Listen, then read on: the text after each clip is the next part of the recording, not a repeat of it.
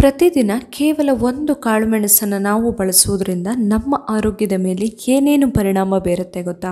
ಈ ಮಾಹಿತಿನ ತಿಳ್ಕೊಬೇಕಂತ ಹೇಳಿದರೆ ಈ ವಿಡಿಯೋನ ಮಿಸ್ ಮಾಡದೆ ಕೊನೆ ತನಕ ನೋಡಿ. ಹಾಗೆ ನೀವು ಫಸ್ಟ್ ಟೈಮ್ ನನ್ನ ಚಾನಲ್ನ ನೋಡ್ತಾ ಇದ್ದರೆ ಚಾನಲ್ನ ಸಬ್ಸ್ಕ್ರೈಬ್ ಮಾಡಿ, ಹಾಗೆ ಈ ವಿಡಿಯೋನ ಲೈಕ್ ಮಾಡಿ, ಹಾಗೆ ಶೇರ್ ಮಾಡಿ. ಹಾಗೆಯೇ ನನ್ನ ಫೇಸ್ಬುಕ್ ಪೇಜನ್ನು ಕೂಡ ಫಾಲೋ ಮಾಡಿ. ಕಾಳುಮೆಣಸು ಬರೀ ಮಸಾಲೆ ಪದಾರ್ಥ ಅಂತ ಅಲ್ಲ, ನಮ್ಮ ಆರೋಗ್ಯಕ್ಕೆ ಕೂಡ ತುಂಬಾ ಒಳ್ಳೆಯದು ಅಂತಲೇ ಹೇಳಬಹುದು. ಅನೇಕ ರೀತಿಯ ಆರೋಗ್ಯ ಸಮಸ್ಯೆಗಳನ್ನು ದೂರ ಇಡುವುದರಲ್ಲಿ ತುಂಬಾ ಸಹಾಯವಾಗುವಂಥದ್ದು. ನಾವು ಬೇರೆ ಬೇರೆ ರೀತಿಯ ಮನೆಮದ್ದಲ್ಲಿ ಬೇರೆ ಬೇರೆ ರೀತಿಯಲ್ಲಿ ಕೂಡ ಇದನ್ನು ಬಳಸ್ತೀವಿ. ಸೊ ಯಾವಾಗಲೂ ಕೂಡ ತಪ್ಪದೇನೆ ನಾವು ಕಾಳುಮೆಣಸನ್ನು ಮನೆಯಲ್ಲೇ ಇಟ್ಕೊಂಡಿರಲೇಬೇಕು. ಇದರಿಂದ ನಮ್ಮ ಆರೋಗ್ಯಕ್ಕೆ ಏನೇನು ಸಹಾಯ ಆಗುತ್ತೆ ಅನ್ನೋದನ್ನು ಇವಾಗ ಹೇಳ್ತಾ ಇದ್ದೀನಿ. ಮೊದಲನೇದಾಗಿ ನಮ್ಮ ರೋಗ ನಿರೋಧಕ ಶಕ್ತಿಯನ್ನು ಹೆಚ್ಚಿಸಿಕೊಳ್ಳೋದಕ್ಕೆ ತುಂಬಾ ಒಳ್ಳೆಯದು ಈ ಕಾಳುಮೆಣಸು.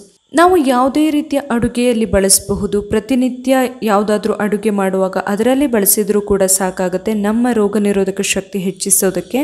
ಇದರಿಂದಾಗಿ ನಮಗೆ ಪದೇ ಪದೇ ಏನಾದರೂ ಇನ್ಫೆಕ್ಷನ್ಸ್ ಎಲ್ಲ ಆಗೋದಿದ್ರೆ ಅವುಗಳನ್ನು ದೂರ ಇಡಬಹುದು. ಇನ್ನು ಜೀರ್ಣಕ್ಕೆ ಕೂಡ ತುಂಬಾ ಒಳ್ಳೆಯದಿದು. ಜೀರ್ಣ ಸಂಬಂಧಿ ಸಮಸ್ಯೆಗಳನ್ನು ದೂರ ಇಡೋದಕ್ಕೆ ತುಂಬಾ ಸಹಾಯ ಆಗುತ್ತೆ. ಹಸಿವು ಹೆಚ್ಚಿಸೋದಕ್ಕೆ ಕೂಡ ತುಂಬಾ ಒಳ್ಳೆಯದು. ನಾವು ಯಾವುದಾದ್ರೂ ಮನೆಮದ್ದು ಮಾಡೋದಿದ್ರೆ ಬಳಸಬಹುದು. ಇಲ್ಲ ಆದರೆ ನಾವು ಅಡುಗೆಯಲ್ಲಿ ನಾರ್ಮಲ್ ಆಗಿ ರಸಮ್ಮಲ್ಲೆಲ್ಲ ನಾವು ಬಳಸ್ತೀವಿ ಅಲ್ವಾ, ಆ ರೀತಿ ಬಳಸಿದ್ರೆ ಕೂಡ ಸಾಕಾಗತ್ತೆ. ಹಾಗೆಯೇ ವೆಯ್ಟ್ ಲಾಸ್ ಮಾಡ್ಕೊಳ್ಳೋರಿಗಂತೂ ತುಂಬಾ ಒಳ್ಳೆಯದು ಅಂತಲೇ ಹೇಳಬಹುದು. ಒಂದು ಕಾಳುಮೆಣಸನ್ನು ತಿಂದು ಬೆಚ್ಚಗಿನ ನೀರನ್ನು ಕುಡಿಬಹುದು. ಈ ಥರ ಪ್ರತಿನಿತ್ಯ ಮಾಡೋದ್ರಿಂದ ಕೂಡ ನಮ್ಮ ದೇಹದಲ್ಲಿರುವಂತಹ ಅನಗತ್ಯ ಕೊಬ್ಬು ಹಾಗೆ ಬೊಜ್ಜನ್ನು ಕರಗಿಸೋದಕ್ಕೆ ತುಂಬಾ ಸಹಾಯ ಆಗುತ್ತೆ. ಇದರಿಂದ ತೂಕ ಕೂಡ ಕಡಿಮೆ ಆಗುತ್ತೆ. ಇನ್ನು ನಮ್ಮ ದೇಹವನ್ನು ಡಿಟಾಕ್ಸ್ ಮಾಡೋದಕ್ಕೆ ಕೂಡ ತುಂಬಾ ಒಳ್ಳೆಯದು. ದೇಹದಲ್ಲಿ ಅನೇಕ ರೀತಿಯ ಕಲ್ಮಶಗಳು, ವಿಷಕಾರಿ ಅಂಶಗಳೆಲ್ಲ ಇರ್ತವೆ ಅಲ್ವಾ. ಈ ಟಾಕ್ಸಿನ್ಸನ್ನು ಹೊರಗೆ ಹಾಕಿಲ್ಲ ಆದರೆ ನಮ್ಮ ಆರೋಗ್ಯದಲ್ಲಿ ಏರುಪೇರು ಆಗಬಹುದು. ಸೊ ಟಾಕ್ಸಿನ್ಸನ್ನು ಹೊರಗೆ ಹಾಕಿ ದೇಹವನ್ನು ಡಿಟಾಕ್ಸ್ ಮಾಡೋದಕ್ಕೆ ಈ ಕಾಳುಮೆಣಸು ತುಂಬಾ ಸಹಾಯ ಮಾಡುತ್ತೆ ನಮಗೆ. ಇನ್ನೊಂದು ತುಂಬಾ ಮುಖ್ಯವಾದ ಬೆನಿಫಿಟ್ ಹೇಳಬೇಕಾಗಿರೋದು ಅಂತ ಹೇಳಿದರೆ, ನಮಗೇನಾದರೂ ಇನ್ಫೆಕ್ಷನ್ನಿಂದ ಕೆಮ್ಮು ಕಫ ಎಲ್ಲ ಆಗಿದ್ರೆ, ಶೀತ ತುಂಬ ಕಾಡ್ತಾ ಇದ್ದರೆ ಆವಾಗ ನಾವು ಇದನ್ನು ಒಂದು ಬೆಸ್ಟ್ ಮನೆಮದ್ದಾಗಿ ಬಳಸಬಹುದು. ಕಾಳುಮೆಣಸನ್ನು ನಾವು ಕಫ ಎಲ್ಲ ಜಾಸ್ತಿ ಇದ್ದಾಗ ಕಾಳುಮೆಣಸಿನ ಪುಡಿಗೆ ಜೇನುತುಪ್ಪ ಹಾಕಿ ಬಳಸಬಹುದು.